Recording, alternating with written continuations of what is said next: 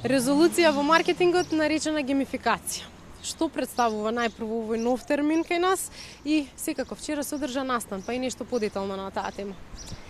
Да, значи вчера се одржа првиот настан, како што кажа, на тема геймификација и тоа ни помалку ни повеќе туку со така наречен таткото на геймификацијата, односно Гейб Зихерман, кој што работи во полето на геймификација, бихевиористички дизајн и юзер енгејџмент.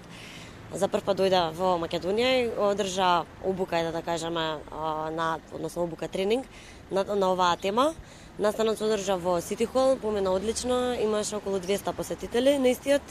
Групер беше организаторот на настанот, а тоа беше спонзорирано, односно целиот настан и Гейб како експерт за геймификација беше донесен благодарение на Swiss Contact, односно имплементирано од Swiss Contact, а проект финансиран од швајцарската влада. Воедно, значи, на настанот се разговараше за што е тоа геймификација, па во тој контекст, значи, геймификација е нов термин, да кажеме, ајде тренд во маркетингот, со кој што може да се постигнат user engagement или ангажираност на корисниците, зголемување на продажби, различни резултати, може да се применува внатрешно во една компанија или надворешно со маркетинг во корисниците, внатрешно за мотивација на вработените, например. И може да се применува геймификација, дури владите користат геймификација за промена на однесување. Е сега кога кажавме кој се користи, што е геймификација, тоа е едноставно сите сакаме да играме игри. Некој игри заради тоа што од забава, некој за да се социализира, некој заради компетитивност или конкуренција, некој да ги подобри своите вештини и геймификацијата всушност представува овие мокини мотиватори од игрите, кога ќе се аплицираат во неигрив или бизнис контекст. Тоа се нарекува геймификација, односно gamification на англиски, тоа е и на македонски истиот збор го користиме, нели?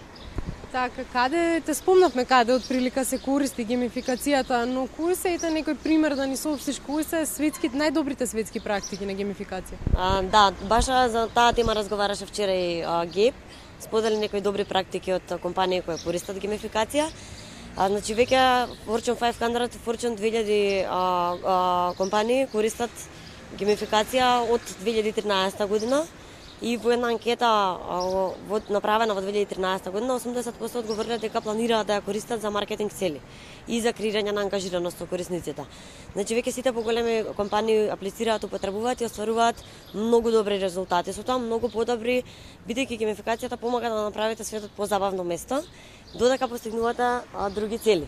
Во однос на тоа како ние сме аплицирале геймификација, јас вчера на настанот споделив случај на Групер, односно како ние во изминатите 5 години секоја година аплицираме геймификација и подетално образложив еден пример, односно 2016 година празничната машина за подароци, во која целта беше придобивање на нови корисници, изголемување на продажбите и креирање секако енгејџмент со корисниците. Резултатите кои ги постигнавме беа навистина над 600% повеќе нови корисници имавме во месец декември кога беше играта, на споредба со претходните месеци просечниот број на нови корисници.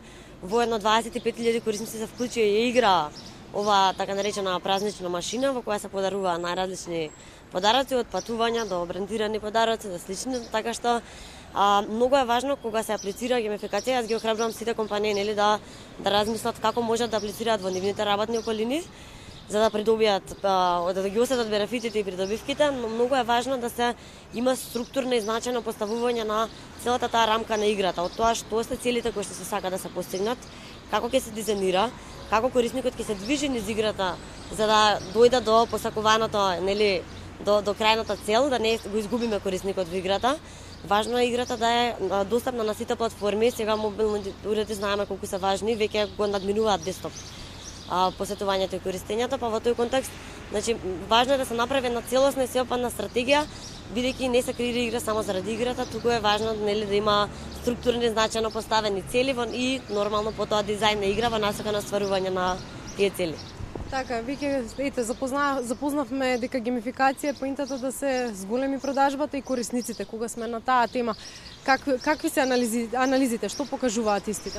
Па целите на геймификацијата може да бидат различни, не само зголемување на продажби и корисници, како што кажав, значи може да биде да се сака да се промени одредено однесување. Например, има примери каде што владата во Шведска или Лас Вегас беше и имаат многу влади употребувана геймификација. Например, поставуваат во наслаби каде што сака да се регулира, односно да се поттикнат граѓаните на подобро однесување, возачите во конкретниот случај поставуваат например табли И кога возите, ако во трите табли ви поминете во дозволена брзина, ви светнуваат и влегувате во лотарија за излекување за возило, за автомобил подарок. Значи, со ова се стимулира промена на насување во одредени места каде што се сака да се постигне таа цел.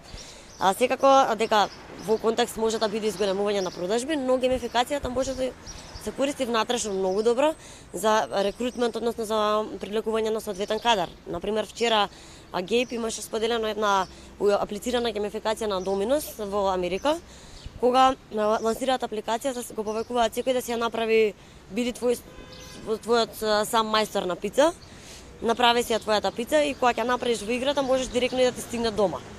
И кој е најдобриот, најпродавана пица од тие сите корисници кои што се вклучуваат и се прават, повикани на интервју, видовме дека ти многу добро знаеш да правиш пица, луѓето да сакаат твојата пица. Дојдете те повикуваме на интервју да те вработиме. Значи, многу пошироки се целите и воедно се користи геймификација за собирање и во здравствена околина, во едукативни содржини, значи, се користи за присобирање и на податоци. Така, например, има една апликација која што, например, цели да им помогне на децата кои што се болни од рак, да користат оваа апликација, секогаш кога ќе имаат било каква болка. Значи, сакам да кажам дека геймификацијата е многу моќна на сите полиња, не е само да се креира игривост, туку може да се решат проблеми со истото, затоа се вика револуција дека предизвикува. Например, апликацијата кога ќе имаат болка, децата во апликацијата е интересно на игрив начин пријавуваат каде имаат болка и тоа помага да се соберат податоци за понатаму да се истражува и анализира една многу позначена и поголема тема.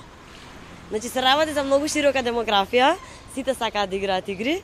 Повеќето луѓе мислат дека помладите играат игри, дека просечниот играч е тинејџер, меѓутоа само 18% од играчите се под 18 години, а 1 од 5 играч е над 50 години. Просечниот играч има 35 години, а просечната жена играч има 44 години.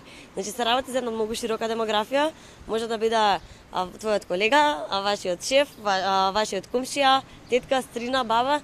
Геймификацијата помага воедно да се спојат во овој нов технолошки дигитален свет.